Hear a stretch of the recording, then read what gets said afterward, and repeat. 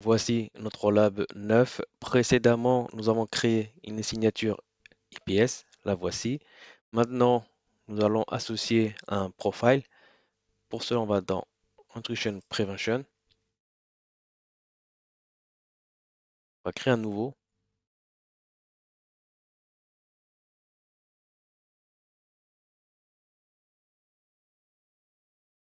On va mettre un commentaire.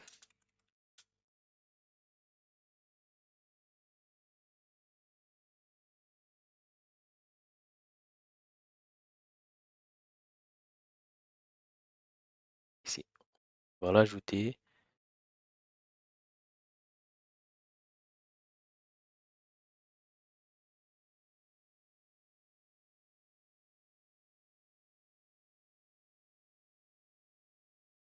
Voilà. Notre profile IPS est prêt. Avant ça, on va faire un test sans l'IPS. On va dans Profile Firewall Policy. Nous avons nos deux règles, Victim User 2 vers Kali Linux et Kali Linux vers Victim 2. Juste pour vérifier, nous avons les réseaux, les services HTTP et DNS, Proxybase, pas de NAT et pas de profil. Pareil aussi dans le sens Kali Linux vers Victim. Port 2 vers le port 3, source port 2 adresse, le subnet, destination subnet port 3, service HTTP DNS, Proxybase, pas de NAT et pas de profile IPS.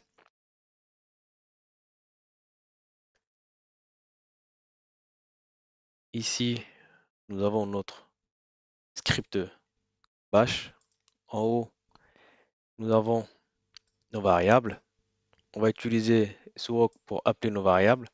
Et ensuite, ici, on a un message. Ici, on va activer notre répondeur avec cette commande-là, qui sera en écoute. Et là, on va exécuter notre script. Voilà, pour le moment, rien ne se passe. User 2 a reçu un mail. Alors, on va dans User 2. On va attendre un petit peu. Il vient de recevoir le mail. Avant d'ouvrir, j'ai aussi lancé une capture. On a bien mis ce que nous recherchons. Ceci, 192.168.1.100 correspond Kali Linux et l'IP 192.168.2.10 correspond l'IP de la victime. Et la capture se fait au niveau port 3 et user 2. Pour moi, rien ne se passe. J'ai reçu le mail, j'ai bien reçu le lien UNC. Je vais aller dessus. On me demande de me connecter. Je mets user 2 et je mets pas de mot de passe. Je valide. Voilà. Ensuite, côté Workshop, il y a eu des paquets, il y a tout ce qui s'est passé. Côté Kali, il a reçu à capturer le hash, qu'on vient vraiment ici. L'utilisateur et le hash. Du coup, sans le profil IPS, ça veut dire qu'on a réussi à capturer le hash de user 2. Au niveau Workshop, qu'est-ce qu'on a? On a le free uncheck ici. Ensuite, on a un get de la part de la victime qui essaye d'ouvrir la page. Ensuite, on a la même chose. On a Linux qui demande de s'identifier en NTLM. Ensuite, on a Keep Live, on a le protocole TCP. Ensuite, on a un get, on a la même chose. Il négocie en NTLM. Et là, on voit bien user 2 vers Kali Linux. On a l'utilisateur, on a le hash qui est parti. C'est quand nous avons rempli et validé la page.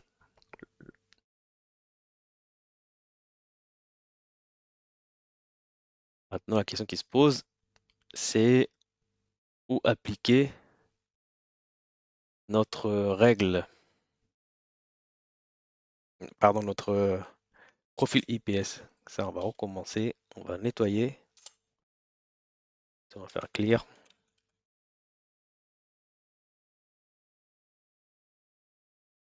Voilà, nous avons deux règles. Nous avons la règle victime user 2 vers Kali et Kali vers victime 2. Ce qui est important, c'est qu'il faut savoir pour l'IPS, c'est qui initie, euh, qui initie le flux, c'est-à-dire dans quel port le trafic rentre. Si on regarde au niveau TCP, on voit que c'est l'utilisateur 2, enfin l'user 2, la victime qui initie une connexion vers Kali Linux. On voit bien ici SYN, hack. Donc la règle, on va l'appliquer victime 2, c'est-à-dire user 2 vers Kali Linux. On la met ici. Très important de savoir d'où le flux initié pour appliquer le profil IPS.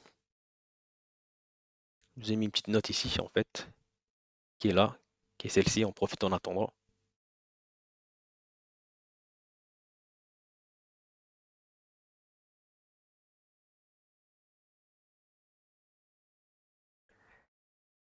Alors, qu'est-ce qui se passe?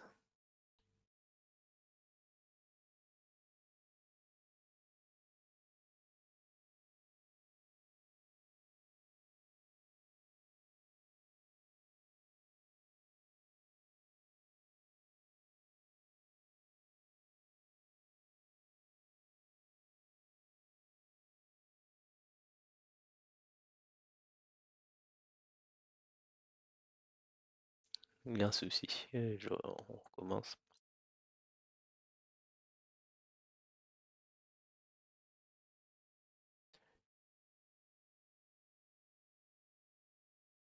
Alors, notre profile, c'est sensor répondeur.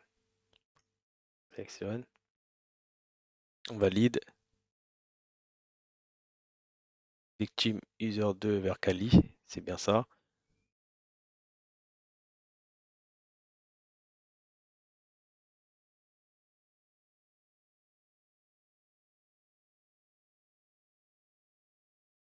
On envoie.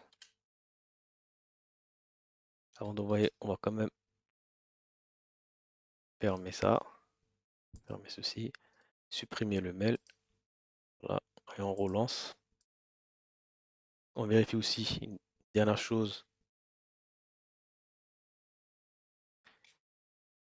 Les logs. Pas de log. OK.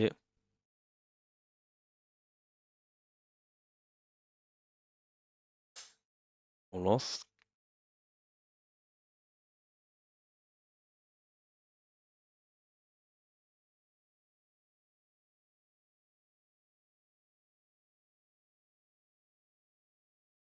On a reçu le mail. Clique sur le lien.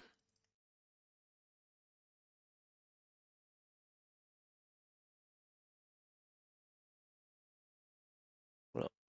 Il a déjà été bloqué. Rien ne se passe. J'ai pas le pop-up login mot de passe. OK.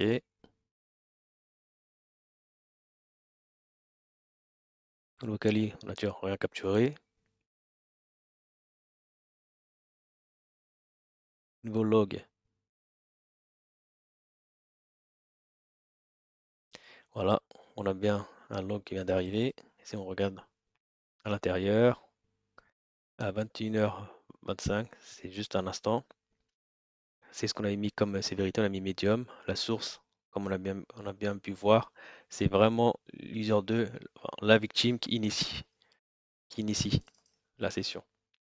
Et là, on a toutes les informations. On a l'agent user qui est Mozilla, la source, la destination, etc. Que ça a été droppé, etc. On va faire un autre exercice pour vous prouver que faut vraiment regarder dans quel sens initier le flux pour appliquer le profile. On va dans Policy Object, on va Firewall,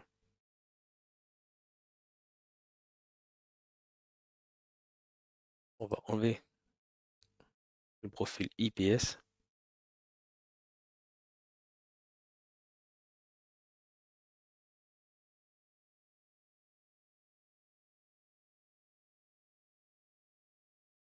On va mettre sur la règle Kali vers victime.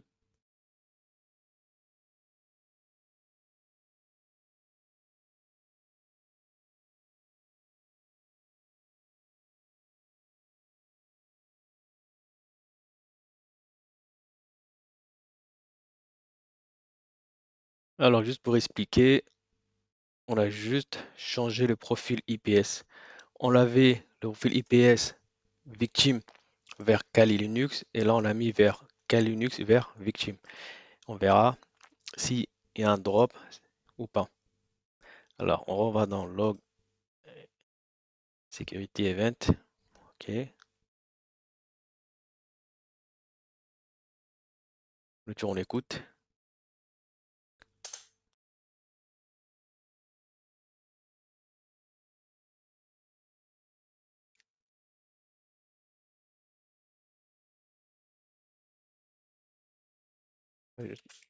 Oui,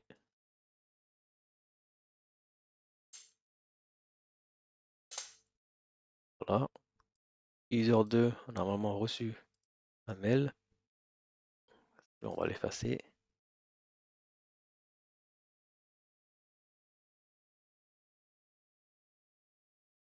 Voilà.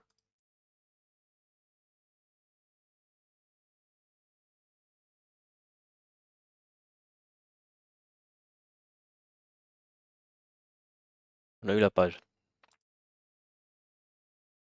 Du coup, sur Kali, on a réussi à capturer le hash. Le mail a été envoyé, il a été reçu et le client a reçu le pop-up, il a mis login, mot de passe et j'ai reçu le hash. Au niveau firewall,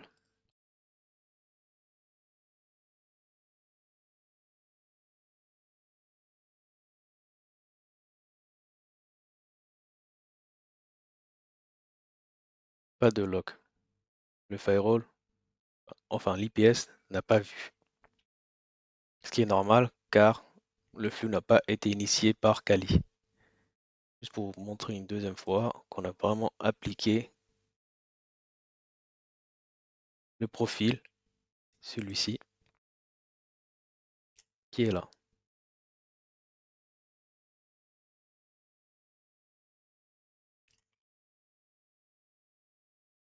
On va l'appliquer ici aussi. IPS, sensor respondeur. On valide. OK.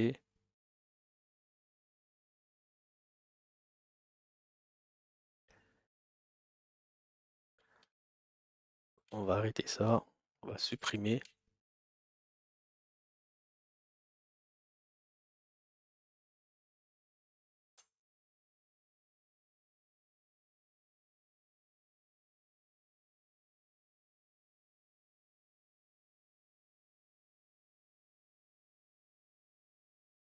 On va supprimer aussi le mail.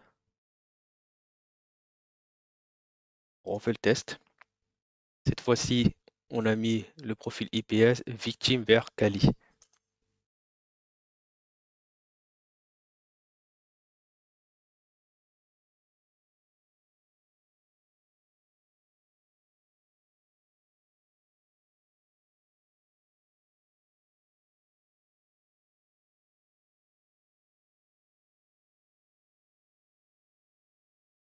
Voilà, la même chose. L'IPS a réagi. Si on va dans Kali, log,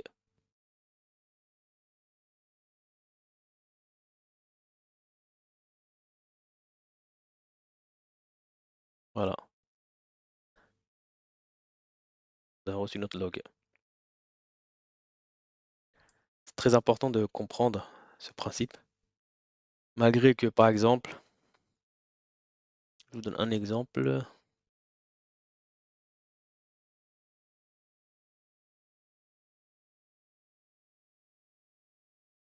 pas celui-ci.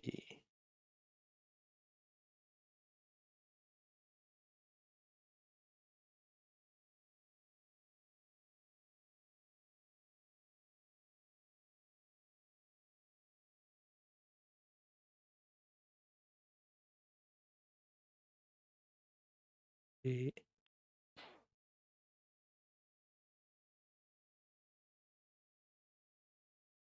voilà, malgré que c'est bien Kali qui a envoyé vers la victime, qui a vraiment envoyé double-authenticate 2.NTLM, malgré celui qui a envoyé, on a appliqué la règle entre, on a appliqué le profil IPS entre Kali vers victime, le profil IPS n'a pas été droppé. Ce qui est important, c'est vraiment de savoir le sens, le sens du trafic qui a initié le flux. Et là, si on regarde, si on reprend, le tree and check, c'est analysé par 2.10 qui est la victime vers Kali. C'est très important de comprendre ce principe et de vraiment savoir à quel niveau ou à quelle règle on doit appliquer le profil IPS. Voilà pour ce lab et on se dit à bientôt pour un nouveau lab.